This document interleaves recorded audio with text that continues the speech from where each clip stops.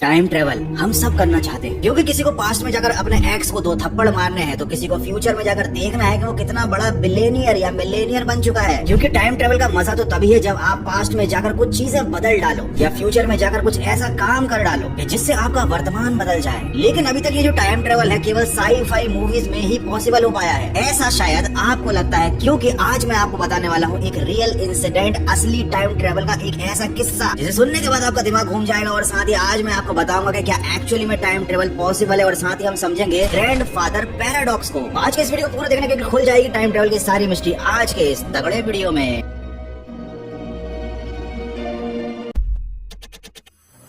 तो सबसे पहला सवाल ये है कि क्या प्रैक्टिकली टाइम ट्रैवल करना पॉसिबल है, और इसका जवाब है हाँ। और ये जवाब दिया है अल्बर्ट आइंस्टाइन ने। अल्बर्ट आइंस्टाइन के अकॉर्डिंग फिजिक्स की किसी भी बुक में या किसी भी लॉ में ये बात नहीं लिखी है कि टाइम ट्रेवल इम्पॉसिबल है। उनके अकॉर्डिंग टाइम एक नदी की तरह है जो बड़े बड़े पत्थर आने पर स्लो हो जाती है और ढलान आने पर उसकी स्पीड तेज हो जाती है। इसका मतलब जैसे नदी की स्पीड बदलती रहती है वैसे ही टाइम की स्पीड को भी चेंज किया जा सकता है, और टाइम की इसी बदलती हुई स्पीड की वजह से किया जा सकता है टाइम ट्रेवल, वो भी रियल लाइफ में। हमारे यूनिवर्स में कुछ ऐसे ऑब्जेक्ट है जिनमें बहुत ज्यादा हाई ग्रेविटी है, जैसे कि कुछ बड़े प्लैनेट्स हैं, कुछ ब्लैक होल्स हैं। और ये हाई ग्रेविटी वाले ऑब्जेक्ट्स स्पेस और यूनिवर्स में टाइम की स्पीड को मैनिपुलेट कर सकते हैं। ऐसे प्लैनेट्स के पास या ऐसे ब्लैक होल्स के पास टाइम की स्पीड काफी कम हो जाती है। सिमिलरली अगर कोई ऑब्जेक्ट बहुत ज्यादा स्पीड से ट्रेवल करे, आई मीन टू से if an object travel at the speed of light, तब उस ऑब्जेक्ट का जो टाइम है वो बहुत स्लो हो जाएगा। अब आप बोलोगे कि इस तरीके से कैसे टाइम ट्रेवल किया जा सकता है, तो मैं आपको एक बहुत सिंपल एग्जांपल देता हूँ। इमेजिन करो कि आपकी एज है 20 साल और आप 2 साल के टाइम ट्रेवल के लिए निकले हो। मतलब आप जा रहे हो स्पीड ऑफ लाइट से 2 साल के लिए। तो टोटल आपने लाइट के स्पीड से 4 साल का सफर तय किया और आपकी उम्र होनी चाहिए टेक्निकली 24 साल। लेकिन चूंकि टाइम डायलेशन के रूल्स के अकॉर्डिंग आपका टाइम स्लो चल रहा था और धरती का टाइम नॉर्मल चल रहा था। तो इस चीज को हम बदल सकते हैं कि अब आपका टाइम अगर नॉर्मल है, अगर आपकी एज 24 साल है, तो धरती का टाइम बहुत ज्यादा फास्ट हो गया होगा। इसका मतलब जब आप 4 साल बाद धरती पर वापस लौटोगे तो लोगों की एज 4 साल नहीं बढ़ी होगी, बल्कि हो सकता है कि वो लोग 40 साल ज्यादा जिंदगी जी चुके हों। समय बहुत तेजी से आगे जा चुका हो धरती पर, और इस तरह से आप टाइम डायलेशन का यूज करके स्पीड ऑफ लाइट पर ट्रैवल करके टाइम ट्रैवल कर सकते हो, अपने फ्यूचर में जा सकते हो। लेकिन ये केवल एक कॉन्सेप्ट है, क्योंकि अभी हमारे पास ऐसी कोई टेक्नोलॉजी ही नहीं है जो हमें लाइट की स्पीड से ट्रैवल करा सके। अब आप बोलोगे जब ऐसी कोई टेक्नोलॉजी ही नहीं है, ये सारी चीजें केवल थ्योरी ही है, तो फिर हम कैसे मान लें कि भैया टाइम ट्रैवल होता है। तो जरा इस इंसिडेंट को ध्यान से सुनो, आपको बिलीव हो जाएगा कि लोग टाइम ट्रैवल करते हैं और फ्यूचर से बहुत सारे लोग प्रेजेंट के इस टाइम में आते हैं टाइम ट्रैवल के थ्रू।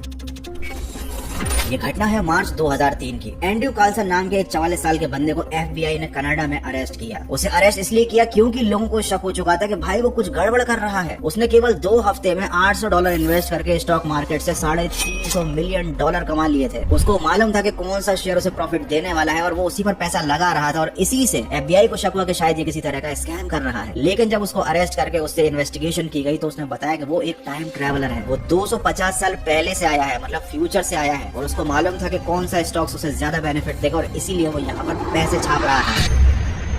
लेकिन जब FBI के ऑफिसर्स ने उसकी इन बातों पर विश्वास नहीं किया तो उसने यकीन दिलाने के लिए उनका फ्यूचर में होने वाले कुछ ऐसी घटनाएं बताई जो अभी तक नहीं घटी थी। लेकिन उसके बाद भी पुलिस वालों को एंड्रयू की किसी बात का विश्वास नहीं था, तो उसने पुलिस वालों को ऑफर किया कि वो फ्यूचर में जाकर बहुत जानलेवा बीमारी का इलाज लाकर इस टाइम के लोगों को दे देगा। लेकिन पुलिस वालों ने उसकी बात पर विश्वास नहीं किया, और जब उस बंदे के बारे में पुलिस ने और इन्वेस्टिगेट किया तो पता चला कि दिसंबर 2002 से पहले का उसका कोई भी रिकॉर्ड अवेलेबल ही नहीं है। वो बंदा एग्जिस्ट ही नहीं करता था। उसके माँ बाप कौन थे, वो कहाँ रहता था, कहाँ से आया था, कोई रिकॉर्ड्स नहीं थे। और जब पुलिस वालों को इस बात पर शक हुआ और उन्होंने उस बंदे से और पूछताछ करने की कोशिश की तो पता चला वो बंदा गायब हो गया था।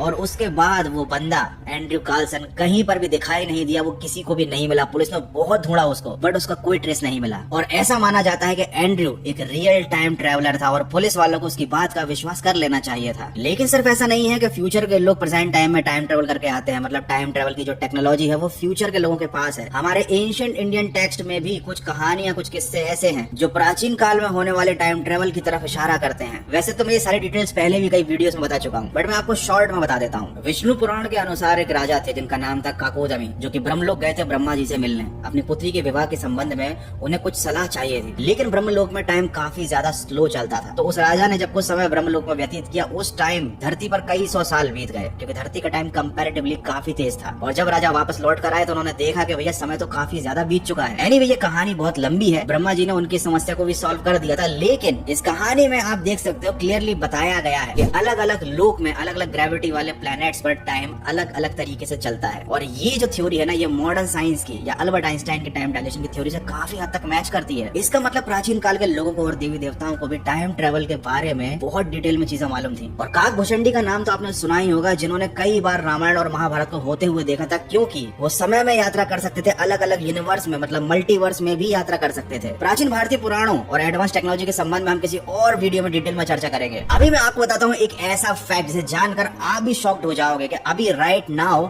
हमारी दुनिया में टाइम ट्रेवल हो रहा है।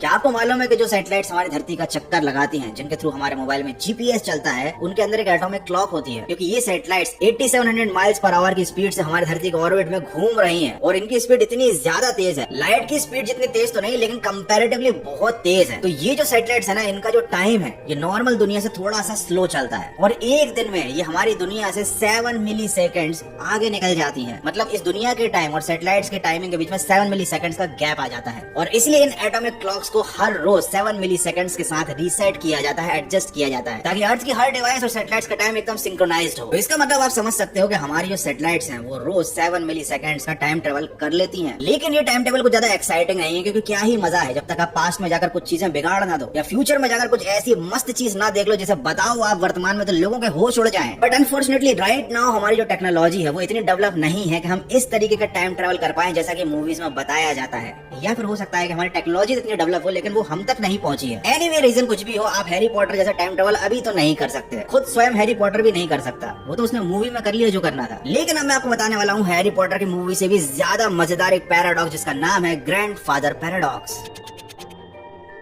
इसको हम देसी भाषा में बोलेंगे दद्दू पैराडॉक्स। तो दद्दू पैराडॉक्स के अकॉर्डिंग अगर आप पास्ट में जाकर अपने दादाजी को गोली मार दो, मतलब मैं मारने के लिए नहीं बोल रहा, मैं एक एग्जांपल दे रहा हूँ समझने के लिए। और ये काम आप तब करोगे जब आपके पिताजी पैदा नहीं हुए थे। तो जब आपके दादाजी नहीं रहेंगे तो पिताजी भी नहीं होंगे, जब पिताजी नहीं होंगे तो आप कहां से होगे। तो अब सवाल ये आता है कि जब आप एग्जिस्ट ही नहीं करते तो फिर आपके दद्दू को पास्ट में जाकर गोली किसने मार दी?